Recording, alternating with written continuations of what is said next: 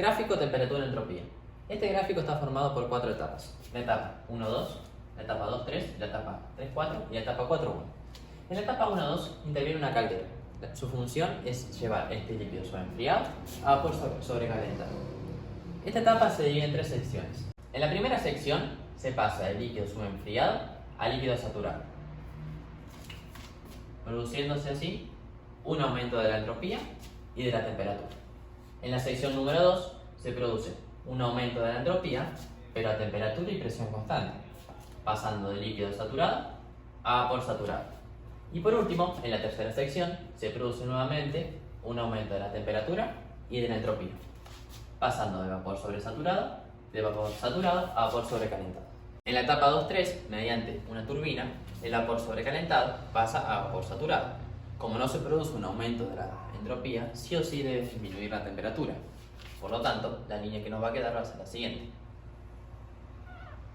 En la etapa 3-4 pasa lo contrario. Mediante un condensador pasamos de vapor saturado a líquido saturado. En este caso, la entropía sí disminuye. Por lo tanto, la temperatura se tiene que mantener constante. Por último, la etapa 4-1, mediante una bomba, pasamos de líquido saturado a líquido sobreenfriado. Se produce una pequeña elevación de la temperatura debido a la compresión del líquido.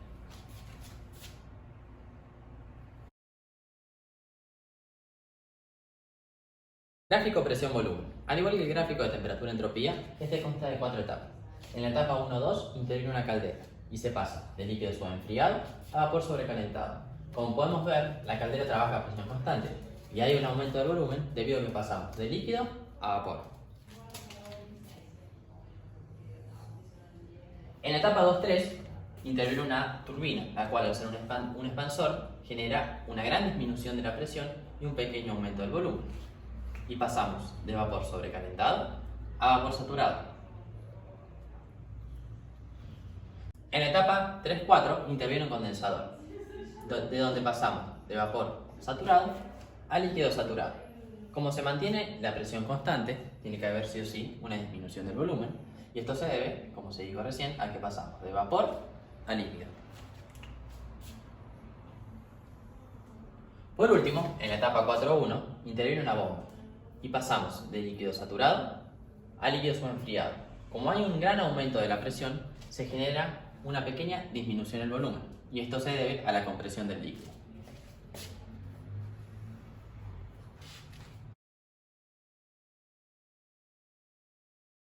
Gráfico logaritmo de la presión versus la entalpía. En este gráfico, al igual que todos los otros, está formado por 4 etapas.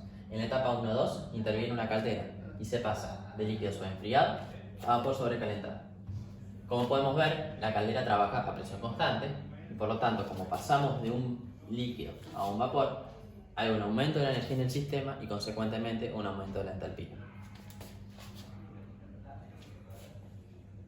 En la etapa 2-3, a través de una turbina, pasamos de vapor sobrecalentado a vapor saturado.